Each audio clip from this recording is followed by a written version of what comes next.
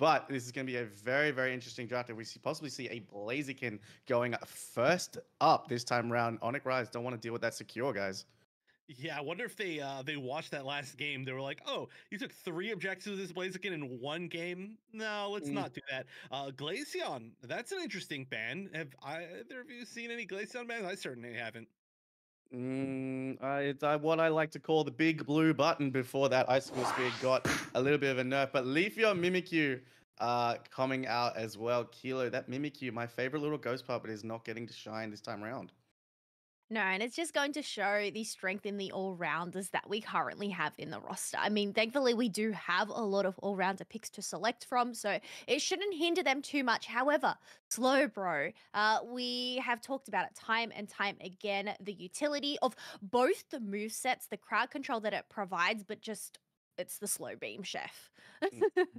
Yeah, it's. I mean, it got buffs. It got so much going on. Honestly, it's just in such a great place, and it always is when there's a lot of really great targets for that. But seeing the Serral Edge early picked again means that Zoro Tigers Gaming does definitely consider that a threat, which we saw that early picked pretty early as well. As long as Umbreon has, that Umbreon's been very annoying from the side of Zoro Tigers Gaming.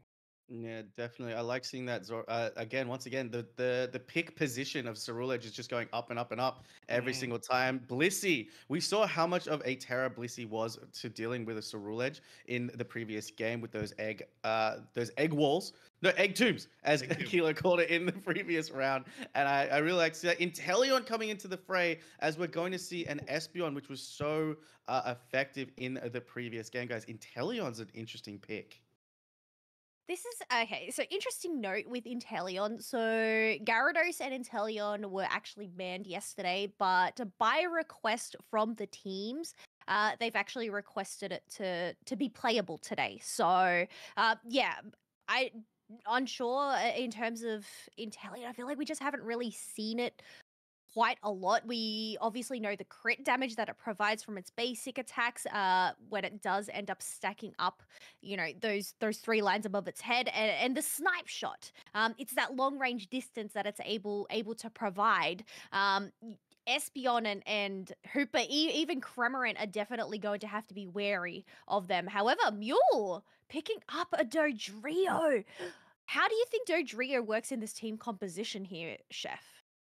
I have no idea. Dodrio got nerfed, but this is certainly probably. Well, I wouldn't say certainly. This seems like not the time maybe that you would want to play Tri Attack anyway. I do believe the damage on that was nerfed. This might be very specifically to target this Cramorant. It might be very much just like we're going to do with that Cramorant. We've got the combination of the Dodrio and the Snipe Shot, which is a really good way, I think, to take out a lot of different Pokemon. If you do use Drill Peck, you can really kind of know that they're going to be at the end of the Drill Peck for that Snipe Shot, and that kind of one taps a lot of Pokemon. So I like that idea, but really the targets I mean, there's some good targets, so I'm curious. What I Yeah. really like about the trio is because the speedster pick's not there anymore, and we know Zora Tiger Gaming really like to use those speedsters to pressure the early game. Which, if we see that final pick Charizard get picked up, that's probably going to head on into that central area for Onyx Rise. It could be a chance to really put pressure on them in different areas. I don't know, just speculating. But guys, this game is almost underway. I am going to leave you, and I will see you back again at the end of the set. Have a great cast, guys. Thank you so much, Lobo. I'm really excited to see these two teams go up against each other. We've already seen the strength of Zoro Tigers Gaming. Their win streak has already been eliminated. However, we do have Onyx Rise over on the purple side, sending an Espeon into that central lane. And we have the double-headed bird from Zoro Tigers Gaming going into their central lane. Yeah, there were a lot of different ways that we could actually see both these teams split up their paths, but I was cheering because we got the awesome Slowbro outfit, which it's really sad that Slowbro's banned all the time now. Right after got one of the best outfits in the entire game. It's an amazing hollow wear, especially Comet, of course, with that Chef Cramorant. But right now we are going to see this top path really being focused. They're going to try to get that Charizard online for the side of Onyx Rise, which of course makes a lot of sense. And this is a pretty weak early path from Zora Tigers Gaming. They know that they're going to have to wait for the support from that Duo, just evolving to a Dodrio in that center area, and this top path could end up being a little bit of a bloodbath as we're moving into this first set of spawns. I guess that's the thing. Yeah, Dodrio does need to get that level 5, so needs to get the whole clear. In comparison, Espeon is able to, you know, put some early presence up. They have gone back and taken a Boltoy, but they are still at that level 4 mark. But we do have that Charmeleon at level 5, and I guess this is why Drill Peck Dodrio was selected, because of the movability that Drill Peck has to just go and push back all those Swablues to over their side. Kind of similar to that Dragon Rush move that you know you see from Garchomp, to just push it and allow the rest of the team to secure all the experience for themselves. Yeah, that certainly is really useful in that first moment. Let's see if they can actually chase down this Umbreon. It looks like the Umbreon's probably getting away, and there might actually be a little bit of a counter fight here from the Ceruledge. No, everybody's going to have to run. But now, though, the Dodrio's... And he spray all eyes on me, as they do have a Pikachu in their mouth. Hooper is able to provide them with a berry there, so able to replenish that HP as they are going to head into the top path. However, Charmeleon looks to be caught all alone, but thankfully there is a Hooper portal there in case they need to go and get their HP replenished, but also not get caught out. But never mind, they ended up taking a wrong step there, and they still get taken down. Yeah, Charmeleon is still pretty vulnerable, honestly, if you are just slightly out of position, so you got to be super careful. We're going to see, once again, that Drill Peck just pushing everything back towards their side, and this top path, now it's a lot stronger, but especially early on, I mean, really just in general, we only see range damage on this team from the Inteleon, who's basically just soloing bottom, so I do like the fact that they're pushing a lot of the EXP literally towards themselves, because they're not going to be able to challenge even a little bit more of the mid-range that Onyx Rise has, whether it be the Espeon or the Cramorant, or everything that's trying to take down this Registeel. Let's see if they can get the steal with the Stripe Shot. That's a negative. No, it ends up being the Cramorant that gets the secure. We do have a foul play Snarl, or did see Snarl coming out from that Umbreon, so pushing back Onyx Rise, as we do have some members coming in for some defense. A Slowbro isolation, however, they are quite the tank, able to sustain those hits. However, they still end up getting taken down nonetheless. Hooper able to utilize their Phantom Force to prevent that KO, but it looks like Ceruledge ended up uniting the Indeedee instead of the Hooper there. Oh no, that's unfortunate. It'd be that way sometimes. Hey, maybe you just really want that extra EXP. You got to take it at any cost. But they certainly did pay the ultimate cost. They're going to go down. I'm surprised we're still seeing Onyx Rise push so far forward after... it looked like they were getting pushed back. Actually, they're doing quite a good job of it. I guess the tankiness of that Slowbro is doing an excellent job. We're going to see the Unite being popped from the Inteleon to help and defend this goal zone. Umbreon very low. Is going to have a lot of healing from that Felicity, chasing down and being able to KO that Slowbro. It actually melted relatively quickly this time. So this push might end up going in the favor of Resort Tigers Gaming. They're going to be able to at least get some points in, down to 23 HP before the... Once again, the seesaw of pushes in this bottom lane is going back and forth. Yeah, it's just a pendulum swimming between these two teams in this spot path. Some little dunks going in here. No dunks going in on the side of Zoro Tigers Gaming. So they still have 80 out of 80 points. But, I mean, we're about to hit this halfway mark. 71 points to 138. Looking at the levels, they seem quite even across the board. The fact that we have 3 level 10s on either side, plus the 2 level 8s. However, Charizard has just ticked on over to level 11. And the benefit is they have those Indees over on their side, because their tier 1 pad has been eliminated. Oof, that is honestly, this is been a much slower game. If we can just like take a minute to kind of think about how the games went in the first set of the day compared to this, that is the first goal zone to go down in the entire game, which is really late compared to the fact that we're already on with the 4-minute 50-second mark, and in the first game we already had somebody at like 300 points. But we are just going to basically be focusing on different objectives at this point in time. Top Regieleki going to the side of Zoro Tigers Gaming, and Onyx Rise could have just burned down this basement Reggie. Instead, they were trying to take down the goal zone first, and now that could go either direction, as the Charizard's still up top having to defend against that Regieleki.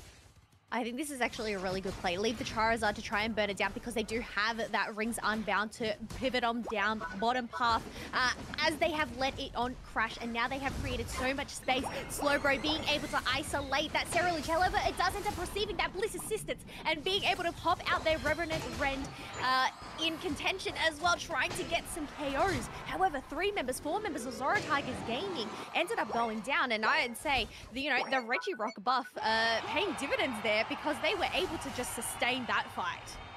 How funny is it that this Slowbro is chasing down the Serral Edge? That is very funny looking, but yeah, what an amazing turnaround. Exactly like you said, the movement from that Hoopa, or I should say the mobility tools for your team from that Hoopa, were able to really let them turn that around. And they had to make a tough decision there, whether they were going to let that Regieleki in or just wait a little bit longer to burn it down, and clearly they made the right choice. They are now not at a full tier 2 gold zone, but that is a small price to pay for how much they were able to get themselves, pushing themselves into the lead by just a little bit, but we're still at the 3-minute mark. Score's not super high.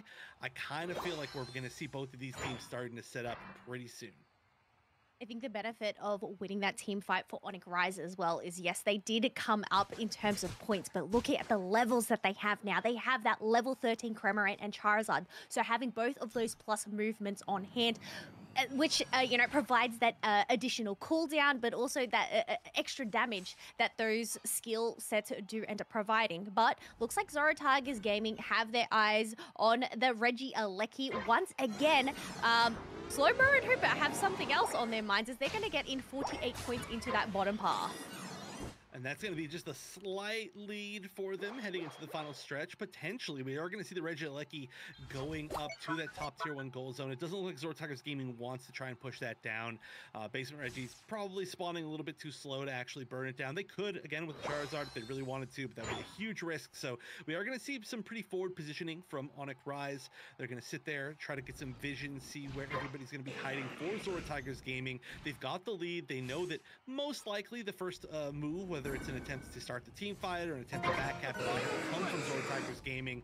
And so Onyx Rise, they're already in their position, not watching top at all, but they're confident that everything's going to be on bottom, and they're right.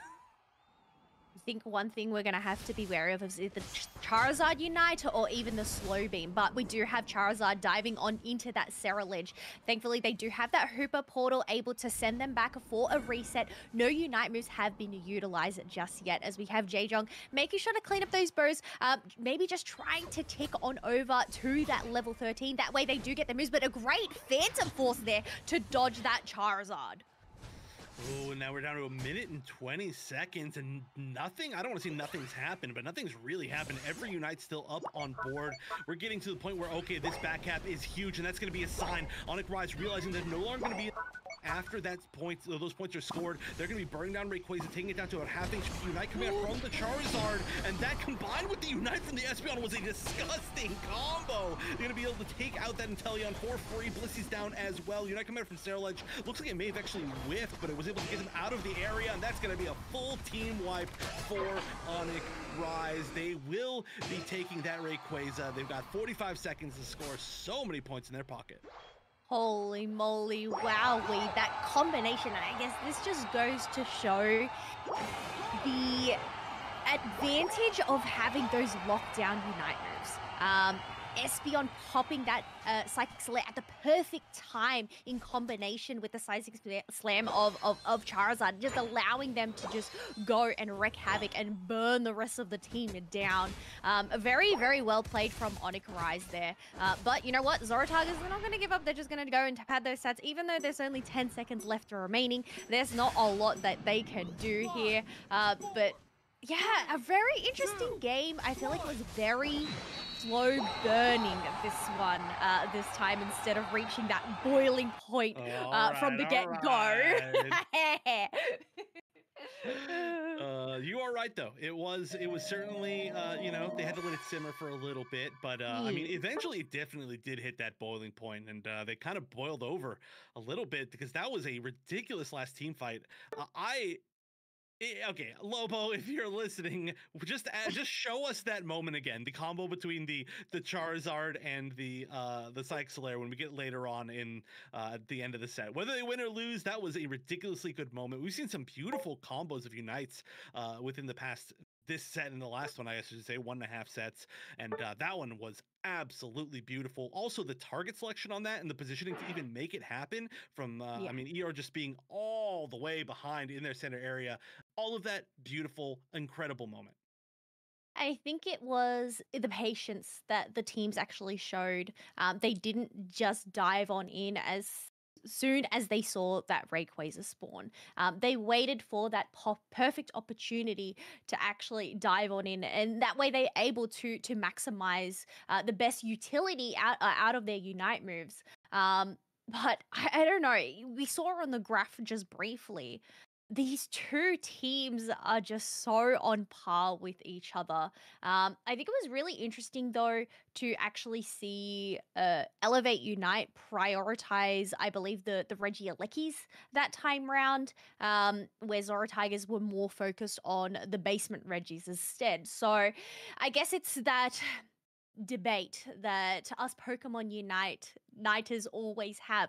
What is more valuable in team fights? Do you want, to focus on that Regieleki, or do you want to get the basement Reggie? I would be happy if my solo queue teammates went for any objectives in the entire game. That's already step one. But yeah, no, I really love that about Pokemon Unite over the past even. I don't know. I want to say like year or two, year and a half, Mm. where we've really started to see, especially as teams have become more aggressive, which obviously most of the teams in this tournament are. This is just a somewhat regional meta is very aggressive, but the more aggressive teams really trying to figure out like, oh yeah, this is really good to get this early advantage, the positioning advantage from being able to take this Regieleki, get more points in, take down their goal zones. Like Mm. it just works with an aggressive team, and that is really cool that you get to make that decision because I feel like when we were back on the previous map, it was like we are always going for Dreadnought? Yeah. Oh my god, I forgot its name for a second. It's been too long. And we're not going for Rotom almost ever. So it's cool to see the decisions made, and clearly one works and one doesn't in these games. Yeah, I guess it's all situational based as well. Knowing that Zora Tigers, they did have that top pad depleted pretty early game, so you definitely see the reasoning behind. Okay, let's get Regieleki. That way, it's going to pressure that T2 pad. But you had Dev on the Charizard being able to deal with that, and because they had the benefit of Zoe on the Hooper. They just ended up letting the Reggie Lecky crash, knowing that they had all eyes on 5 members in that bottom path. So just some great communication from Onyx Rise there to actually recognize, these key moments and these key times, and it kind of just all worked out in favor of them. I guess it was just one of the other moments that just stood out to me, and the benefit of Hooper Unite, and probably why it does receive some bans here and there, because just bring the cavalry all together, as they say, Avengers Unite. Yeah, I feel like that last game had more than enough stuff for Lobo to do the entire analysis segment. There's like so many different things we could go over. I'm curious as to why we're well, no, I'm not curious as to why, but I'm surprised we're not seeing a little bit more Trick Hoopa, because Trick Hoopa I still think is very, very powerful, Mm. and I fully understand that you get less like mobility and you lose the ability to really support more than one person at a time. But I feel like especially with Charizard, or even I bet now the buffed Ceruledge, it would be really disgusting to put Trick on either of those. Give Ceruledge even another teleport. Give Charizard an ability to like move around potentially, get out of there when it doesn't really have too many like true mobility tools except for just moving fast. I feel like we could see some really cool stuff. So, if any of the teams out there can hear me, I want to see Trick Hoopa. The trickster coming on out. Yeah, yes, I absolutely love some trick, but I feel like it only works into certain Pokemon as well. I, Yeah. I know we actually did see the rise of it during that Tyranitar meta, because it just allowed Tyranitar to run on forward towards them, but I mean, you can heal one team member with the Trick and Phantom Force, or you can also heal multiple of your members with those hyperspace Hmm. holes. So it's like really you're given up. And even then, once you hit, I believe it's level 10 on Hooper, you do actually end up getting the speed boost from that hyperspace hole as well. So while Trick is throughout the game, you do end up getting that speed boost later on. Yeah, you do. You're at Yeah. least getting something. I really like the once you get enhanced trick, you get the like life steal on all of your attacks, and with Charizard, that's disgusting. Trust me.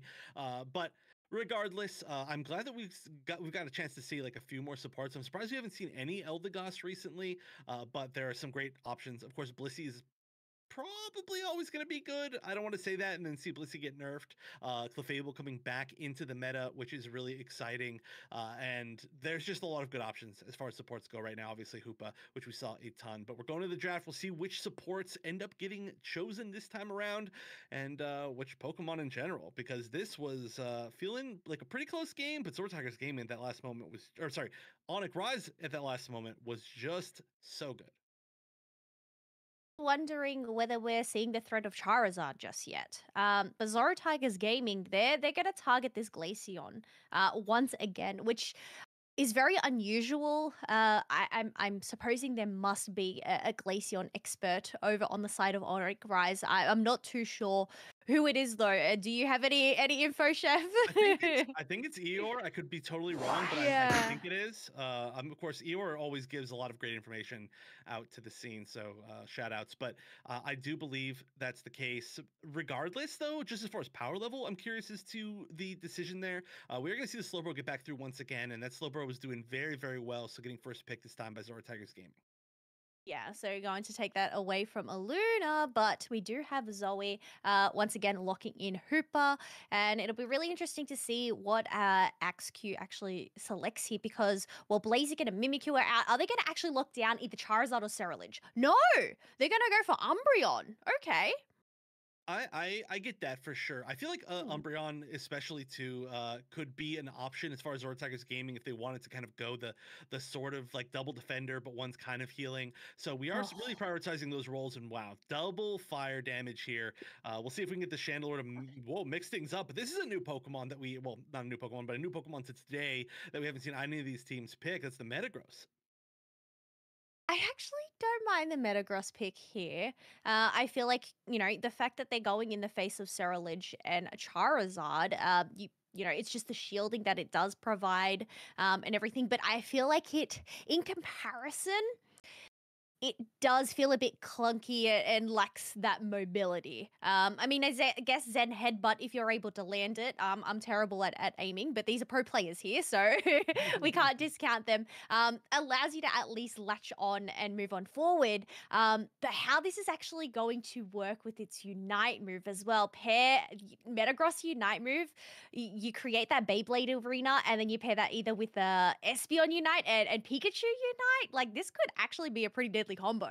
Ridiculous. Every single one of their Pokemon is going to be very strong early, except for that Metagross, which is not like super weak early, but it will certainly have the space built to be able to get to where it wants to go. Even though there's going to be some good competition on the other side as well. I'm just a really big fan of where I think Pikachu is at right now, so I'm glad to see that Onyx Rise is also looking at Pikachu, which we also saw last set. So that's an interesting thing to see how that's going to work out. 100%.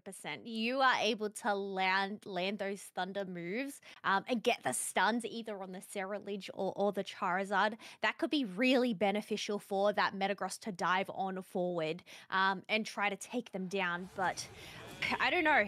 Really interesting to actually see Eldegoss being picked up this time.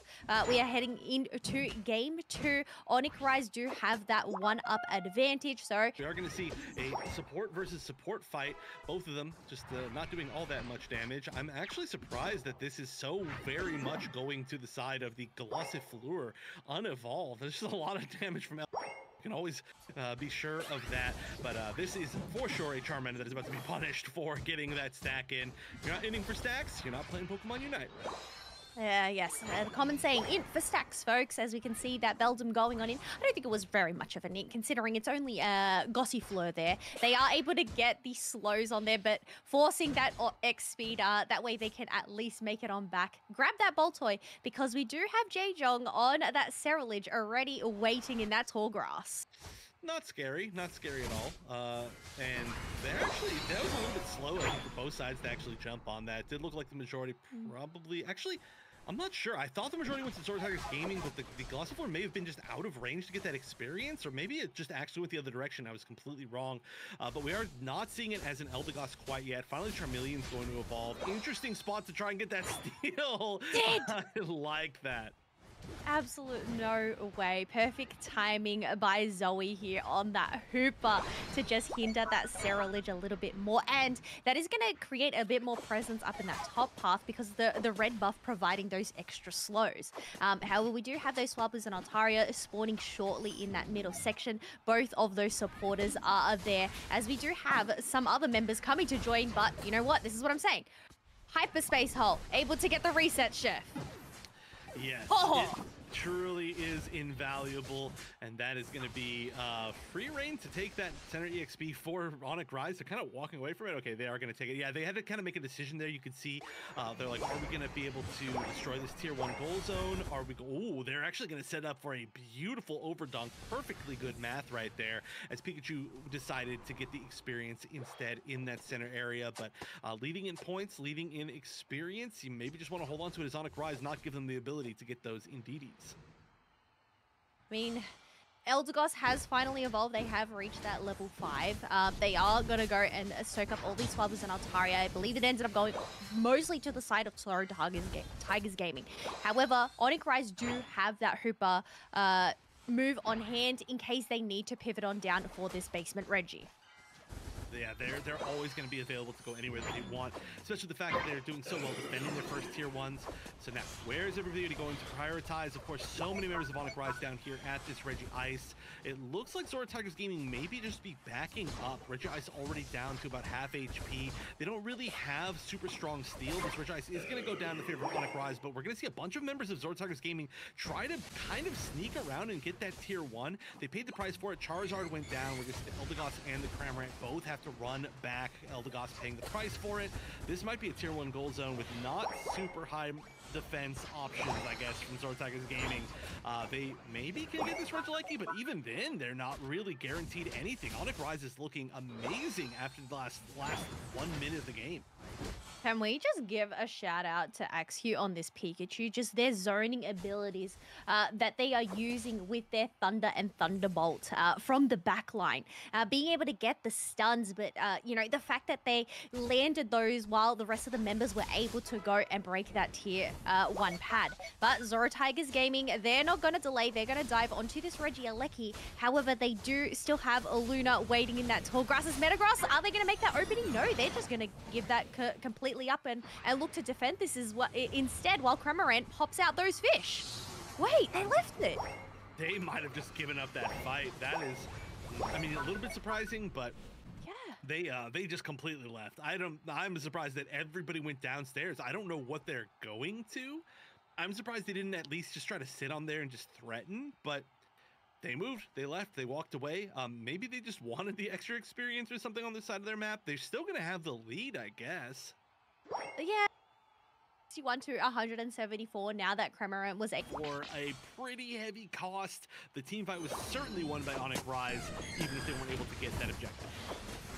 Yeah, they were still able to get experience from that fight, at least, and pop those Unite moves as well. And now that they have that momentum, they're going to go and try to steal the blue buff, which Pikachu was able to take. We do have 15 seconds left until that second Regieleki does spawn.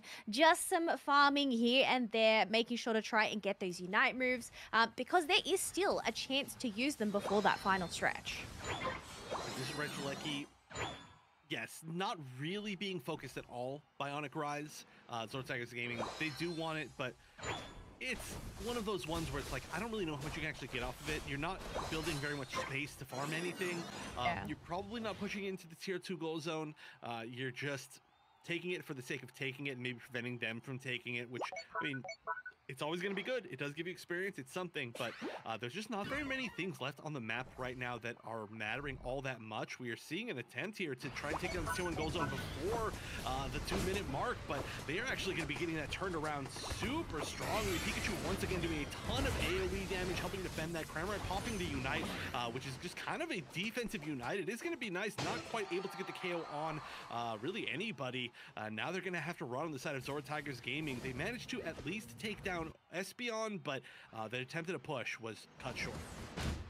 Was an incredible defense from Onyx Rise there. The fact that they were able to utilize those Unite moves, not let any points go on in, and they should have all of those back before the final stretch as well. Zoro Tigers Gaming realizing that, that one probably wasn't the best maneuver. They're going to have to try and farm one up because they are now down 3 Unite moves. But look at this. A Regirock does end up spawning 30 seconds before Rayquaza spawns, and Onyx Rise are going to go and collapse onto it. Wow, I'm really surprised this wasn't challenged at all. This is like a pretty juicy objective. Just be able to give that Regirock buff away, and they're taking it completely for free. There's not even that much else to farm on the side of Zoro Tigers Gaming. Onyx Rise is also going to have plenty of time to rotate back. They're doing it carefully. They do know there's a chance that there could have been an entire team just sitting in one of these tall grass areas. But right now, Onyx Rise, they've got the points lead, even though it's just barely, just a little bit. And they're going to see that for sure right now. They've got the buff at least for a little bit longer. They've got basically everything going pretty well for them. They've got one more tier, one goal zone taken down. So they're a little bit threatening, a little bit further behind. And we've got to see Zoro Tigers Gaming do something. They're just sitting there. They are playing so patient. That was really interesting to see Espeon actually retreat on back home, ready to defend this tier 2 pad. However, no one from Zoro Tigers Gaming is going to look for the back cap. Instead, they're going to pivot away towards that top side and push Onyx Rise, considering they still have the advantage of the bottom pad over on their side. And now Zoro Tigers Gaming, they're starting to really threaten Rayquaza. It's down to about 60% HP, getting down to about half. Everybody's rotating back. Eeyore is going to say, okay, we got to move back in. This is going to be a team fight soon. Reset on Rayquaza. And I don't know about that from Zoro Tigers Gaming. I think they need to take that moment to do something, whether it's make space for a back cap or something, but we are down to 53 seconds. We're threatening a spot where nothing they do can actually matter. We're gonna see the actual initiation come from Onyx Rise with Umbreon coming in from the back, slow beam on the Hoopa Unbound to stop it from being able to do exactly what it wants to do with its job. But two members down, two very important members from Zoro Tigers Gaming. They might have to back up here. Ceruledge is getting very low. They did manage to take out Espeon, but Zhejiang on that Ceruledge is the only one up. And are they going to? No, they're not going to be able to focus down that Rayquaza, so instead they will be going for the cap, and Zoro Tigers Gaming will be forfeiting with Onyx Rise with a quick 2-0. That was a very interesting turn of events there. Zoro Tigers Gaming trying to play it patiently, but it just gave Onyx Rise that advantage to come on in, sweep on in. And that's, I think Metagross was a great pick. Utilizing that Unite move to go and dive on into that back line and create the wall around those pivotal members. Zoe, they ended up using their Hoopa Unite move. Ward did end up using their Slow Beam on them. But it was just a very scrambled set of events that Onyx Rise, well, I mean, they're the ones that ended up rising to the top with a 2-0, which means Zoro Tigers Gaming are now going to head on down into that lower side. Yeah, and Onyx Rise is going to be moving towards the winners finals of the entire tournament. That is very impressive, with the fact that Zoro Tigers Gaming didn't have any problems up to this point. Obviously, the first set of today was close, but they still managed to take it. And then a very quick 2-0 for the side of Onyx Rise. I feel like that is a huge statement, especially with a team that, kind of, I don't want to say like they made like a shaky qualification into Worlds, but, this is a great sign for them without them being like one of the favorites. Regardless, though, Lobo is joining us. Hello, Lobo. Give us your thoughts. Hello, hello. I'm definitely not muted this time. Hello, check 1, 2. My name is Lobo. That was an absolutely fantastic series of games from Onyx Rise, especially after what we saw in the previous game, previous set from Zoro Tiger Gaming. For me, it felt like I think Zoro Tiger Gaming were trying to do something a little bit differently this time round, and it didn't quite pan off there. Onyx Rise were just in control from both games. Now, I want to just go back to this draft.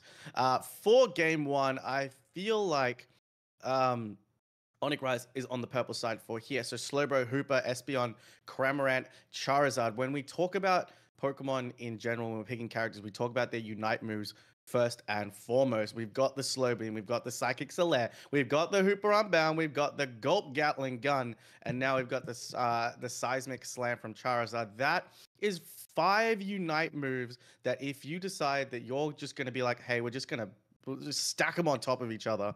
Ain't nobody gonna do anything. And Chef, I heard your request. I've got the moment. I've got the moment picked out a bit later. We'll just grab to that. But I want to look at Tiger Gaming's picks here. Inteleon, great pick. Cerule Edge being picked up in position 1, as we talked about. Dodrio is the interesting one here because you are playing a Dodrio into a Slowbro. You are playing a Dodrio into an Espeon. That is a brave, brave decision. For me, as I was watching the game, as we move to the 850 mark for the first set of Altarias, what I did really enjoy is, and what I thought they did really well is that Dodrio decided to go with the Drill Peck moveset. You know, we thought to get rid of that CC, possibly we could see a tri-attack build. But what I liked about the Drill Peck, it was very reminiscent of one of our banned Pokemon in Blaziken, with the Blaze Kick being able to reposition farm.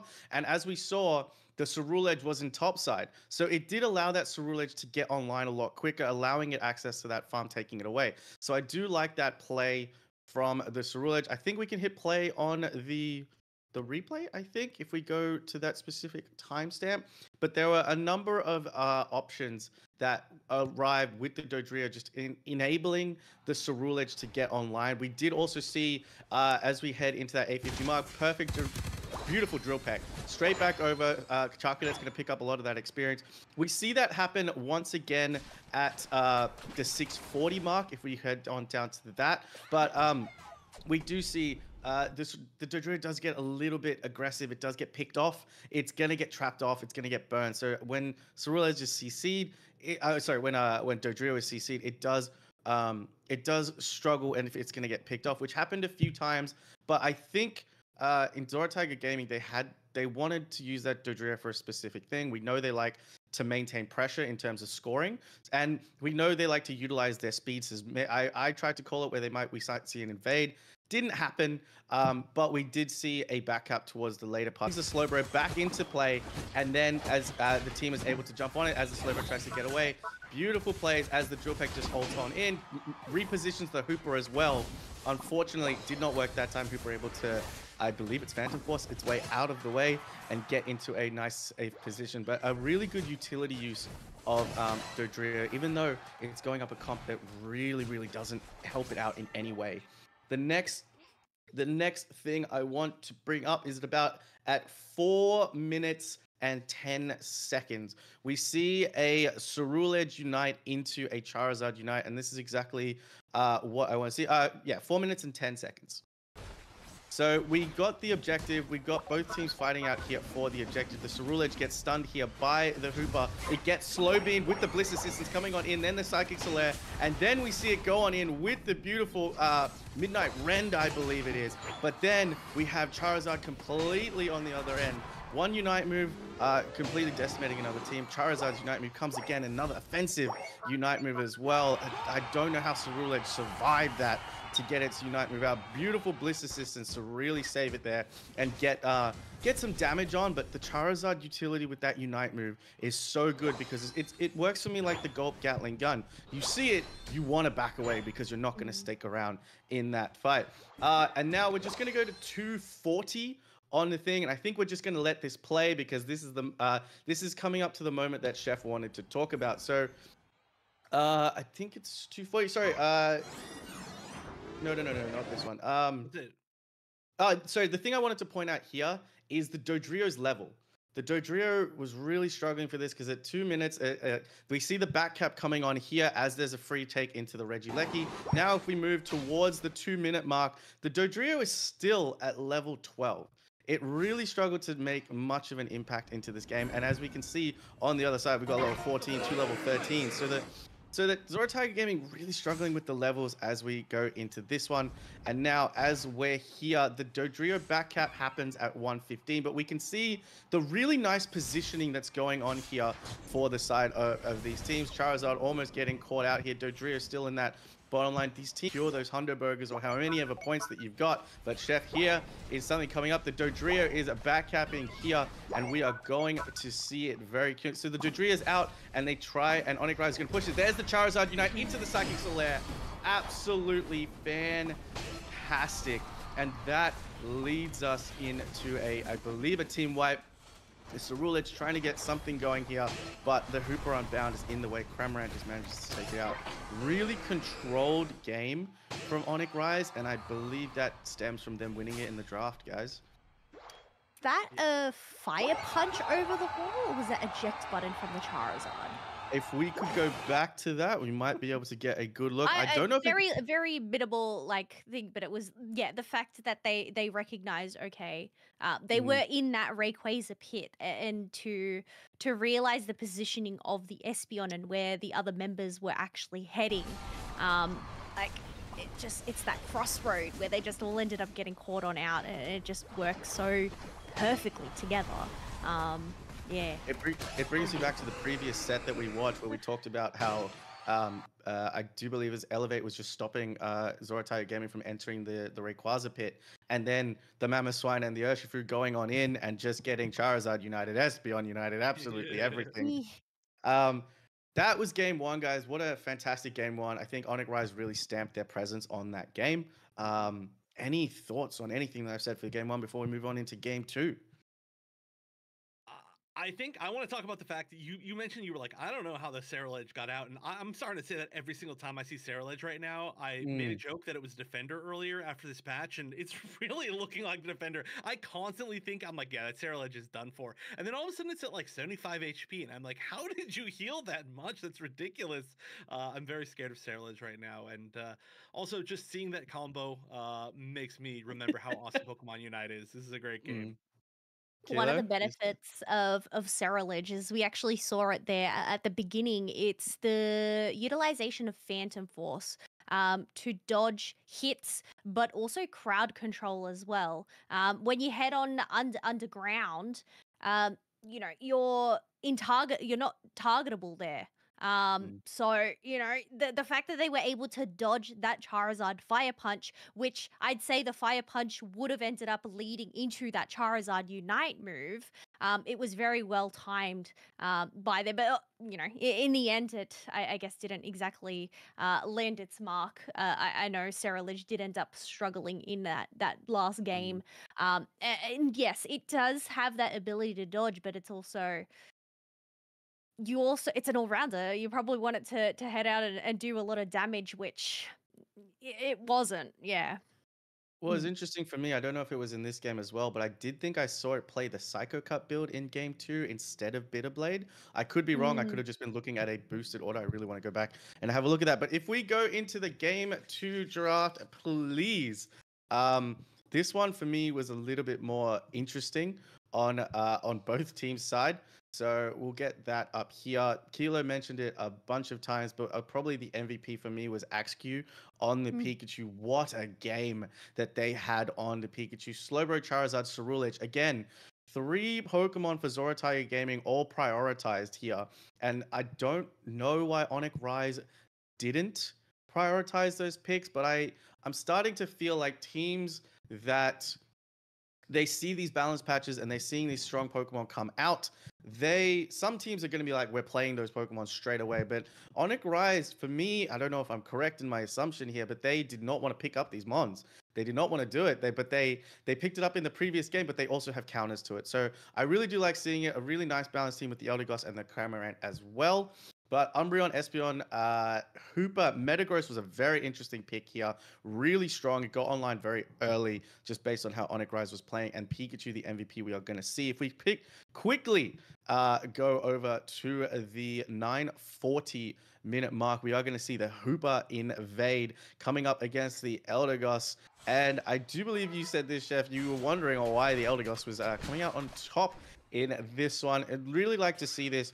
This Asia region seems to be an area that really like these invades to really help with the early game. This region seems to be they like to win that early game, and an invade, a successful invade, is really good. And then we see Espeon with just the solo red buff heading on into that top side. And then if we move on in here, see, they take out the Metagross, and then it's just a strong push on in from there. If we head over to the 8-minute and 30 mark, what I really like here, and I think you guys pointed out, this little trickster doing his thing. Ceruledge has no idea, managed to steal that red buff and head right on out.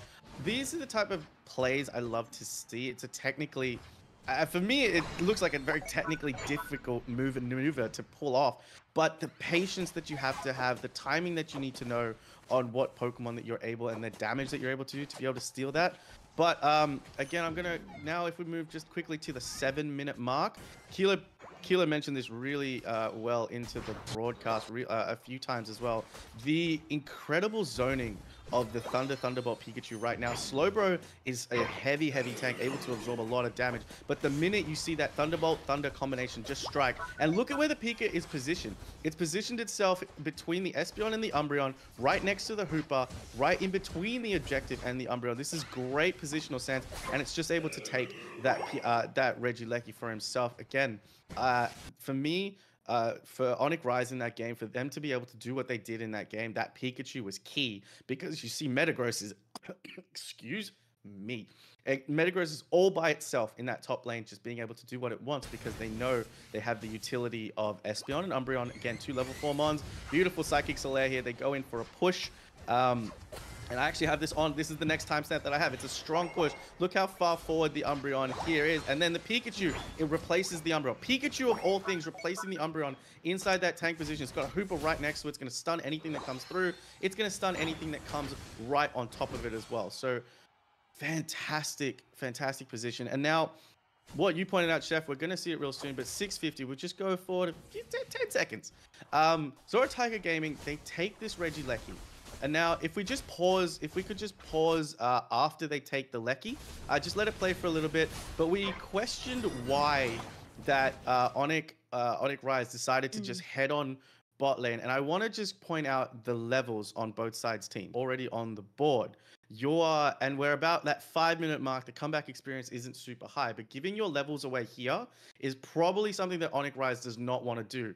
These teams like the control that they have within these games. They have a bot pad up that they can fight over. So losing the top pad here is not the biggest threat to them because again, here we look, they're over 110 points in the lead. Losing this tier 1, it gives access to those Indeedis, which is going to give them more experience. So for me, it was the smart choice. But again, like Chef was like, why did they do that? And I had to be like, why did they do it? Why didn't they defend?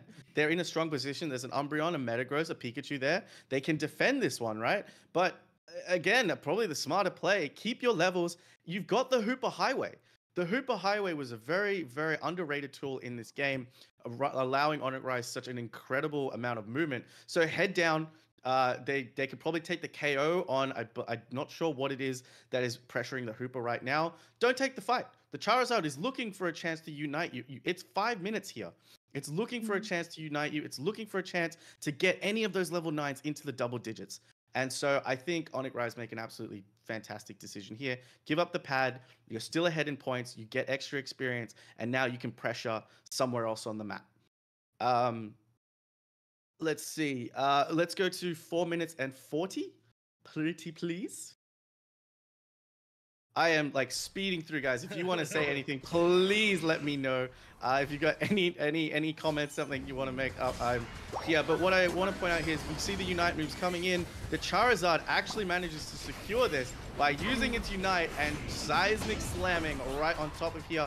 Onyx Rise lose the objective here. We think the Charizard's going to do a lot more damage than it is, but it just gets caught out. The Metagross here for me is an incredibly smart player. It's using that Magnet Rise moveset to increase its moveset, give it movability, give it a shield, and then it's just managing to put damage on the weaker targets that have already taken damage from the Unite move. So Onyx Rise, even though they lose the Registeel, which we all consider one of the better objectives, they push on, they get the KOs, and then they move into the central area. They take one buff and then head on out. They're playing a very controlled game. Now, if we go to 3 minutes and 44, actually, no, you can just pause it here. Pause it here. The bottom right-hand side of our screen, we see a 10, 10, 11, 11, and 13. What Pokemon is that? Metagross? No. Level 13. Pikachu. That is the Pikachu. Yeah. That is the Pikachu. We are looking at a 350 time mark right now, and we have a level 13 Pikachu on the board. I wanted to point this out because I was like, excuse me, what am I seeing? And so if we could just move forward to the 13 minutes and 30 seconds, guys, I have a few more highlights, but I'm almost done. I promise. I promise. This match was so full of really, really lovely gameplay because here we see absolutely the Hooper Highway coming on down into there. There's the Pikachu Unite, a level 13 Pikachu Unite, by the way. The slow beam onto the Metagross, not doing any more damage. The Golf Gatling Missile is a defensive thing. Cerulege just has to get on out here, but Pikachu is still full health. Full health level 13 Pikachu against everybody that's going in there. And this is again, we go back to why did they break the base? This is why. You have the travel now of the Hooper Highway. They didn't even care that it went in. So I really, really like this kind of play. And then one more time, we're going to go from 2 minutes onwards because we have what I would love to point out right now is that 2 minutes now. Look at that bottom right screen. We have a level 14 Pikachu, a level 2 level 13s, and that is absolutely insane. And I love the positioning here from Onic Rise. They know where they're going. Look at where the Metagross is. And as we see throughout the entire team fight, they are just pushing Zora Tigers up into their own central area, and they're almost going around in for a pincer move. And then if we go to, I think it's the 50-second mark, that's where we get the full engage. We get a full engage here as they just decide to go on for it. They're still very, very patient, but there it is. The Metagross engage, not taking too much damage. There's the Charizard Unite coming on through, and everything is just pumping through. At level 14 Pikachu Thunderstorm is gonna hurt. Charizard is still there. It's not hitting, for me, it's not hitting the group targets. It's decided to focus on the Metagross, and in a Charizard Unite, you want to be hitting as many targets as you can. There you go. Cerulege can't do anything. It's getting zoned out by the Hooper. Metagross is going to go and score there. And yeah, there is the surrender for you guys. Again, a really strong performance from Onic Rise. Now, any thoughts on any of the things that I just mentioned, you guys? This is actually one of the reasons why I think Metagross was such a great pick for Onic Rise this time round, because you could just see it eating up the Charizard Unite. Just the shielding that it had, it barely did any damage on it whatsoever. Even if, Metagross was the one to get chucked into the air there, it just has so much bulk on it to provide that front line for the rest of the team to get the stuns and just their composition. Looking at it on paper, it's like, oh, okay, yeah, Zora Tigers Gaming, they have Charizard, they have Cerulege, they have Slowbro on their team, which are like those top picks. But this Metagross, I feel like Metagross is one of those all rounders that are underutilized, and teams need to start recognizing it. Yeah, especially right now, where I feel like for the past 2 years of Pokemon Unite or something like that, it has been a very well, maybe there was a time when it wasn't, when we had the top path, but it's a very, very physical based meta, just based on what we're seeing from these teams, and we're just coming off of a very strong special attack meta where Metagross was like kind of doing okay, but when you're like a really strong physical defense Pokemon, and like, there's a lot of just physical Pokemon trying to take you out, and you're able to walk forward and stop them from getting where they want to with your Unite, and then you lock them in place with the Pikachu. It's just, in general, it feels like the meta has shifted. Even though Metagross didn't necessarily get buffs, it's like everything that did get buffs, you're quite good against. So I would love to see more Metagross. I think that comp, Metagross plus Pikachu, while it seems like 3 days ago that you would have been like, are they trolling? It is extremely strong. I really like the Pikachu pick here. I think it's such a good utility Pokemon. We talk about versatile movesets when it comes to Pokemon that we have. We talk about Sylveon's versatility, whether Hyper Voice or Mystical Fire. Hyper Voice does such incredible damage, but also such a great zoning tool. I think we saw a picture-perfect example of what Pikachu is able to do when it comes to the zoning techniques of Thunderbolt, as well as if someone decides, and it's picked last. Again, pick position. We talk about it so importantly. When you see the Slowbro, the Cerulege, and even the Cramorant, who is kind of stuck in position with that Gulp Gatling missile, a Pikachu, a last pick, is a very interesting one for me. And I'm still trying to understand pick position. I'm going to have to talk to Gatlu again after this and really get his idea and thoughts on this one as well. But for me, pick position and Pikachu being last was a surprising one, but it really worked out well for them. I will say one more thing too about the Pikachu. A very hard special attacker to dive if it still has its Unite available, and I think maybe choosing it that last position was a sign that it's like, hey, we see you choose Ceruledge, we see you choose Charizard. So if you're gonna just dive in everything to stop this Pikachu, it's gonna pop Unite and start fading backwards, and you're just gonna take so much damage. You're not gonna be able to deal with the rest of the team. So could be something like that. Regardless, another reason why it was very smart.